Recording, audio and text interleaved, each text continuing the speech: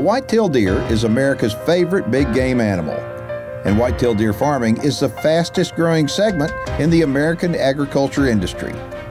Our program's mission is to dive into the world of deer farming and discover why tens of thousands of Americans compete to create the biggest bucks in the world. And by the biggest bucks, we don't just mean the size of the antlers. The financial investment opportunities produced even on small parcels of rural land will blow you away.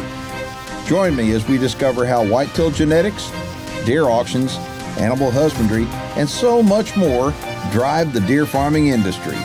My name is Keith Warren, and this is Deer and Wildlife Stories.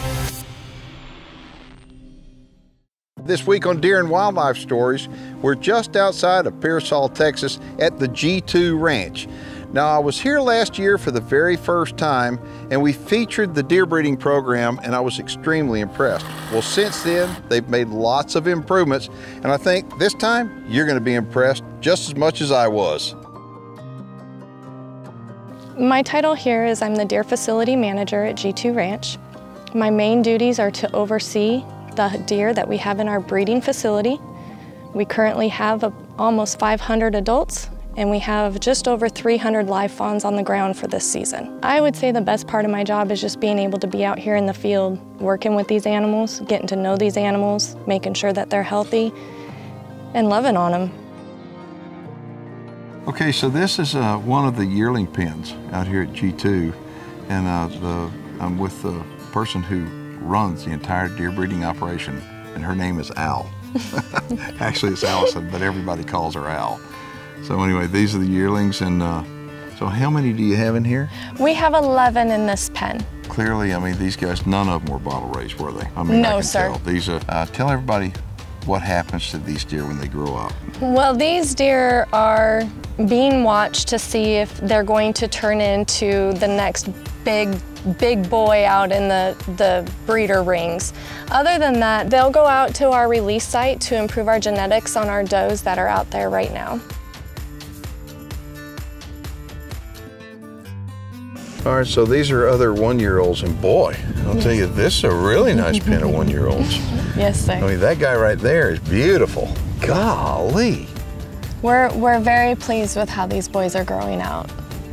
Okay, right now it's what, the middle of August? Yes, sir. Okay, and so these deer are just about done. I mean, they're to the point that they don't really have any growing left. They're just drying up at this point. Yes. But I mean, some really nice frames on them. Even as one-year-olds, I'm very pleased. I'm very pleased with how they're growing. So I know you've got every one of the deer have to be, and y'all have to put them in NADAR, the North American Deer Registry. Absolutely. And so you know who the mother and the father is Yes, and all. But clearly this pen, these deer are better than the last pen that we just saw. Yes. I have to build you up in suspense. Oh, so we're going to a better pen? Oh, we're going to a better pen. Right on, well, let's go.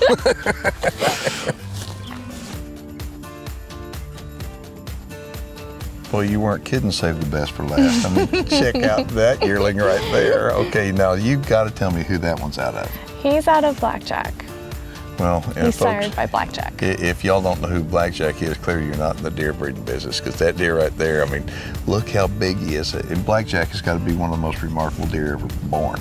He is a beautiful deer. I mean, and he's not, what, he's less than an hour right up the road. Yes, sir. Okay, so speaking of Blackjack, and then you got Enterprise, like we talked, that Don and Sandy had, and then Willie, and all these deer, they're so popular. What happens is so many people wind up breeding them that what happens is the bloodlines get so tight, it's really hard to distinguish genetically who is who. And it's for that reason that NADAR came out with that SNPs profile. Yes. And the SNPs profile has 400 and something markers, where the other one had 25 or something. I mean, so it's so much more accurate. So without a question, they can find out exactly Yes, sir. who everybody is bred to. I mean, so that's really good. So that's a Blackjack son, and right now, folks, we're gonna head on over and take a look at the 2-year-olds. I'm pretty impressed with that guy. Yep. Now it's time for one of our frequently asked questions.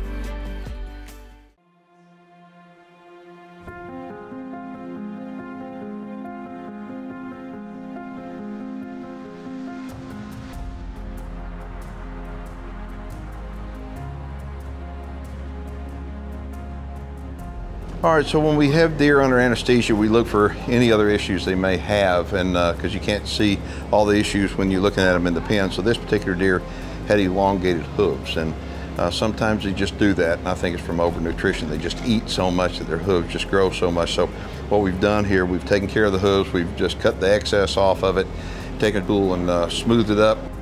And when she wakes up, of course she didn't feel a thing, but when she wakes up, she'll be able to walk a whole lot better. If you've got questions about deer, we've got answers. Just head on over to our website. The Deer Farming Channel is brought to you in part by New Dart, leading the industry in accuracy.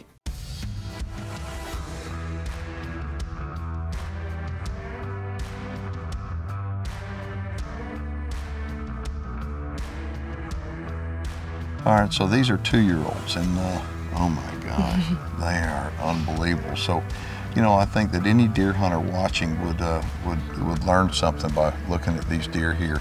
We just showed you the 1-year-olds, okay, and you can see there's some nice ones, and the blackjack 1-year-old was really nice.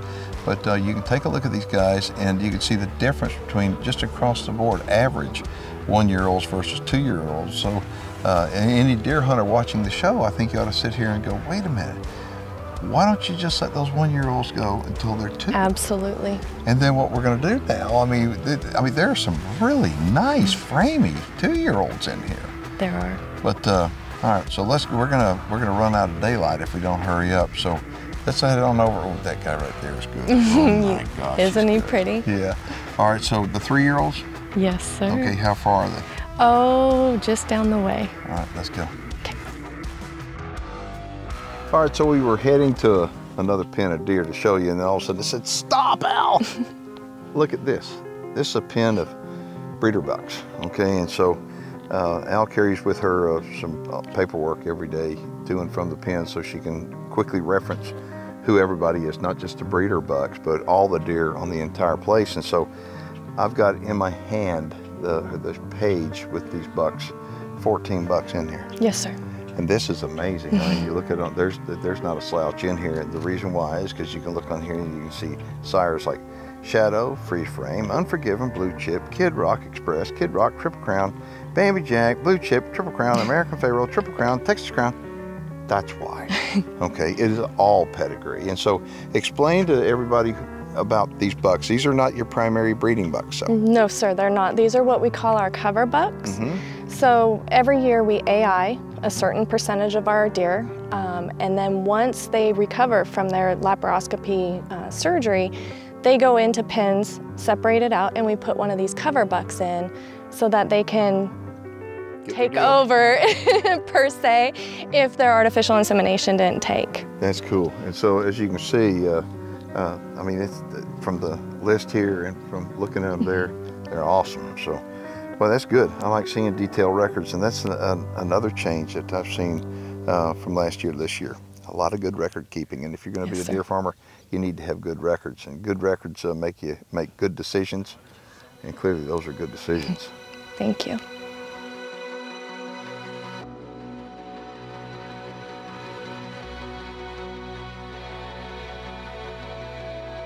All right, so here we have 3-year-olds, and out of all these 3-year-olds, how many of them, I should say, weren't born here? Actually, all of them were born here. Okay, so. Born and raised. Yep. So how long has G2 been breeding deer? I believe it's right at about 10 years. And I mean, there's some really pretty deer in here. There are. And so, how many bucks are in this pen? We have 43 bucks in this pen that will go to release site.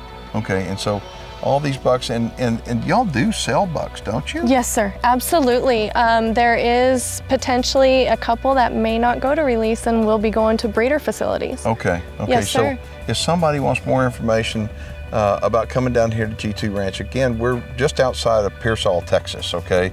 And you can't miss this place. I mean, G2 Ranch is big, okay? It's big, and they've got big flags out in the beautiful lodge, and I mean, it's wonderful. We'll have a telephone number coming up so you can get a hold of them. All right, so right now it's the middle of August, okay, and dove season is right around the corner, and as the sun is setting, we're seeing doves flying everywhere. And I mean, they've got irrigated fields out here, and some of, I mean, it's like Argentina, the birds are flying so good. So When we get back from the break, it's going to be dove season. We're going to be out here and showing you how great some of the dove hunting is, because they do commercial dove hunting out here. They also do hunting for some exotic animals as well. So we'll show you some of that when we get back from the break. They say that in a few minutes from now, it's going to look like Argentina. 80 acres of sunflowers, and there are millions of little sunflower seeds out here. The doves are going to be in here big time.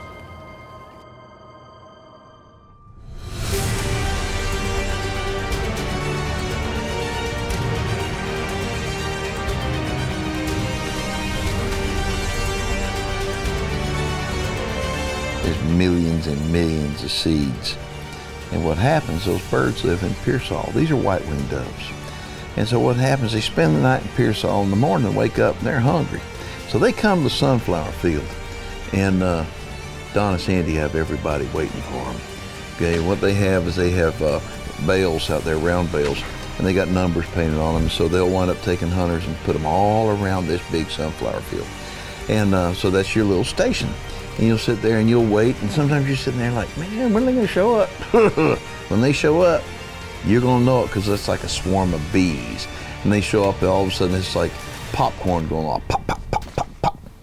People are shooting, and just like we say there's millions of seeds out there, there's millions of doves out there, and it's remarkable.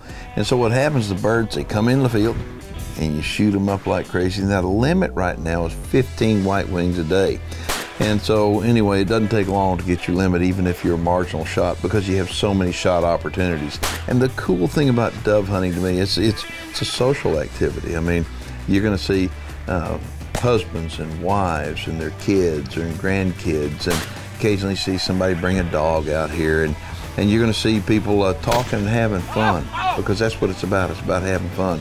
So it's not a real serious hunt, but it's a real serious shoot, and I guarantee you, it's a lot of fun. It didn't take long for me to get my limit of birds. I mean, it was like, I'm done.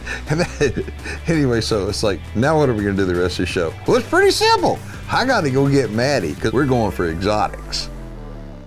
My dad has ranted and raved for weeks about G2 Ranch, so I'm just excited to get here and see everybody. Yeah, the accommodations are great, but he just loves the people, so I'm really excited to see the staff and see the ranch, see all the animals, and just hang out with everybody.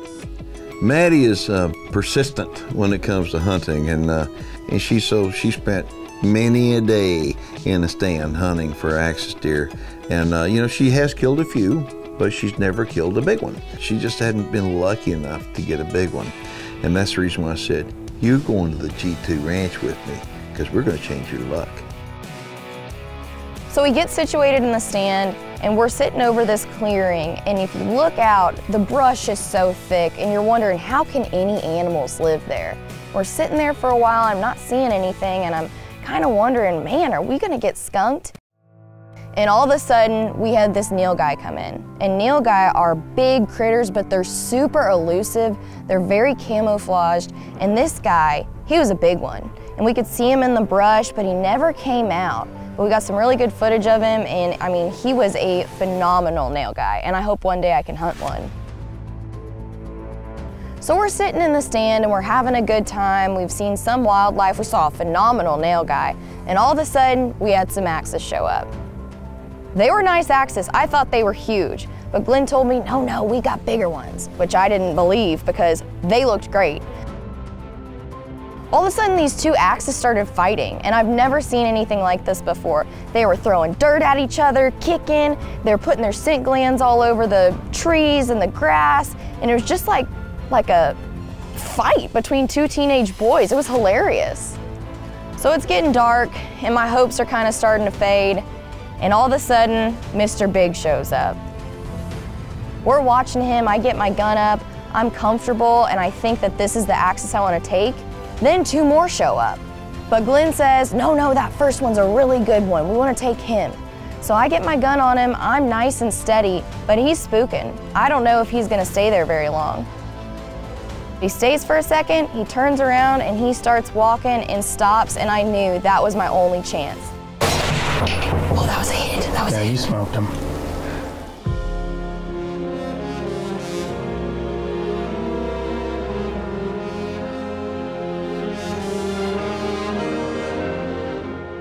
All right, here he is.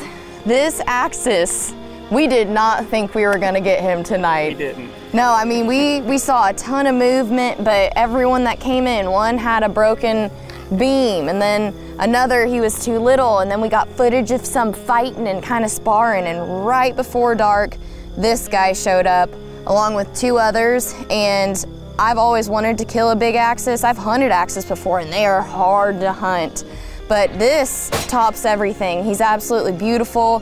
He's gonna taste phenomenal. And I just have to give a big thank you to G2 Ranch because I couldn't have done this without them. So thank you very much. Quite welcome. I mean, great job. You put a really good shot on him. well, you're my lucky charm. I mean, seriously, and this 6.5 Creedmoor, I'm super impressed with this round. I've always loved it, but I've never shot it in an AR-10 platform. So gotta thank APF for that, and I'm just thrilled. I can't wait to get back and show my dad this and celebrate a great hunt with y'all. That's awesome. Congratulations. You did a really good job. Now some great information on fencing from our friends at LE Fence.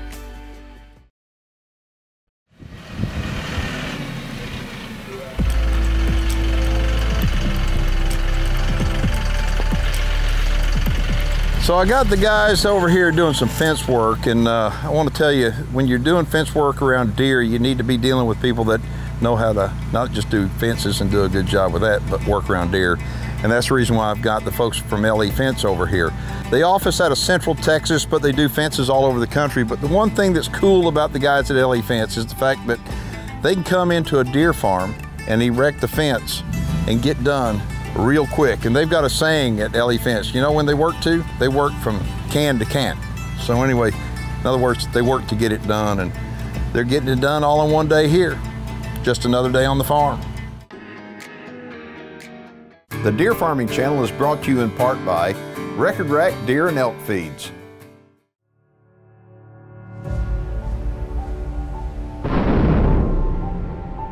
Y'all know my dad. He likes to hunt with weird stuff, and you could guess what he's bringing here, the 50 BMG. And he's going after something that's worthy of being hunted with a 50 BMG. That's a Scimitar Horned Oryx. So you may think if there's a bunch of animals, it ought to be pretty easy to get close to them. There's a bunch of animals! That means they got lots of noses, lots of eyeballs, and lots of ears. And they're always like they got radar looking out for you. So it's not easy. As a matter of fact, it's hard. The more animals, the harder it is. So we got up on a group of oryx, but the lay of the land, the topography, I mean, they're kind of off this edge a little bit. We're sitting there watching them. They move off to the side, so Glenn and I are in hot pursuit. So the weather was really bad, and we decided to give it a break and let it clear off a little bit. It turns out it did. Still really cloudy, which is perfect for spot and stalk conditions. Got a little bit of wind, so we went up, we saw him, and Glenn says, come on, let's go down this road. We can make real good, quick time, and there's a side road that goes off of it. If we're lucky, we can get set up, put the rifle in the Kopfjager, and just wait, and hopefully they'll come walking out in that road for a clear shot. So we hadn't been there just a few minutes, and all of a sudden, a cow steps out. And she's standing there, and Glenn goes, it's a cow. It's like, and, you know, the cows and the bulls both have horns, so he's got a lot more experience at it than me. So anyway, looking at this cow, she steps off, and all of a sudden, it's a bull. It's a bull. Anyway, I'm looking down at the gun, and I say, it's a bull. Confirmation, I want to make sure we're looking at the same animal. And when I touch it off, you talk about fury. It's like, it is awesome. Look at this bull right here. Wow. Wow. Congratulations. Look at that hole. Thank you. Man, that was fun. So on a scale of 1 to 10, this hunt, it's got to be a 10. And the reason why is because it saddens me to leave. It saddens me to know that, you know, I don't know when the next time I'm gonna wind up coming through these gates is gonna be, but I'm coming back. And I encourage everybody else to look at, if you're thinking about hunting exotic animals or hunting white-winged doves, you know, I encourage you to come down here, because you'll be back too, and you'll see what I've seen and what hundreds of other people that have been down here have seen, that when you come and you're a guest here with Don and Sandy Gilchrist, you're going to become family, and you'll want to come back too.